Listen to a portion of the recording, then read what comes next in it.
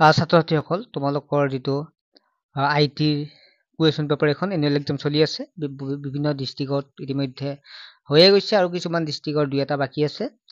যিসকল ছাত্ৰ ছাত্ৰী ইতিমধ্যে এনুৱেল এক্সাম হোৱা নাই তোমালোকৰ বাবে এখন ইম্পৰ্টেণ্ট হয় আইটি কুৱেশ্যন পেপাৰ যিখনৰ পৰা তোমালোকৰ কমেণ্ট পৰাৰ চান্স আছে চ' ছাত্ৰ ছাত্ৰীসকল এখন হৈছে কুৱেশ্যন পেপাৰ 9ৰ ক্লাছটো আগতে আমি জনাব বিচাৰিছো এটা ভাল খবৰ বুলিয়ে ক'ব পাৰি কিয়নো এছআই এডুকেশ্যনৰ পৰা লৈ অহা গৈছে এটা মানে টিউশ্যন ব্যৱস্থা য'ত তোমালোকে মাত্ৰ 99 টকাত পঢ়িব পাৰিবা মেথ সায়েন্স সোশ্যাল সায়েন্স আৰু ইংলিছ গতিকে একেবাৰে কম মাচুল হয় তোমালোকে যিমান পাৰো চেষ্টা কৰা হ'ব এছআই এডুকেশ্যনৰ পৰা